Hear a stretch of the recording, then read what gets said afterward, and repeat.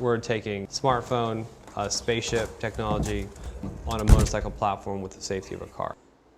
Basically, it's a robot motorcycle. It self-balances and really increases your safety and your range and the excitement of riding a motorcycle. 200 miles per charge. It's a two-wheel drive, wheel hub motored, electric vehicle.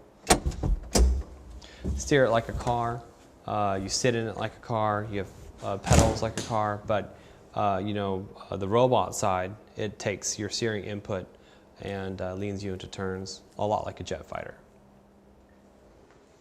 So as you can see, full electronics in here.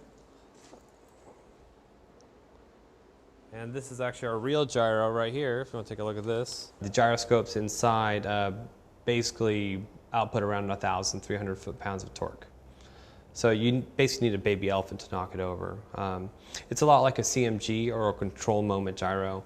The International Space Station and most satellites use the same orientation technology. We've just kind of taken that and made it commercially available. There are servos and there are gyro motors, there are traction motors, but sensors like an IMU, IR sensors. There's actually a lot of temperature and heat sensors, a myriad of sensors that actually all feed data, and that has to be processed. And through that process, a command to the gyros to tilt and lean the vehicle to keep it balanced, or either to lean into a turn. All it's very dependently based on our processing system. The prototype that we have now uses two i7s. At our end product, we should be using something that would power a smartphone today.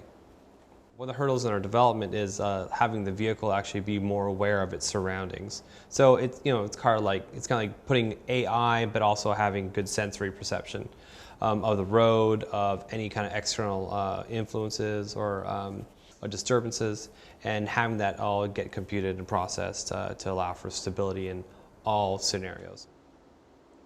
On the heads-up display, you can see battery life, range, how much left you have in your possession budget.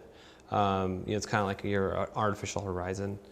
And also, it's basically a rolling smartphone, so all of the information on your smartphone will be on a side panel. Upgrading the hardware, the gyro can be done pretty easily. The gyros actually come, and the battery pack come in its own modular unit. So you can upgrade the gyro output, you can upgrade the battery size, or both. So if you want a faster, more robust, more stabilized, C1, it's pretty easy to upgrade that. The chassis is made out of steel. We could be using some kind of composite body for the interior as well. Parts count, we're 1/10 of a part of a car. Cars typically have around 24,000 parts. If you drive an Audi, it's 40,000. We only have 2,239. So it's pretty easy to manufacture. That's why we can make it affordable. In our audience, urban professionals, tech junkies, they have to have the first thing. They commute, they have a professional life. They still want to have fun, and they want to have the first best thing, but at an affordable price.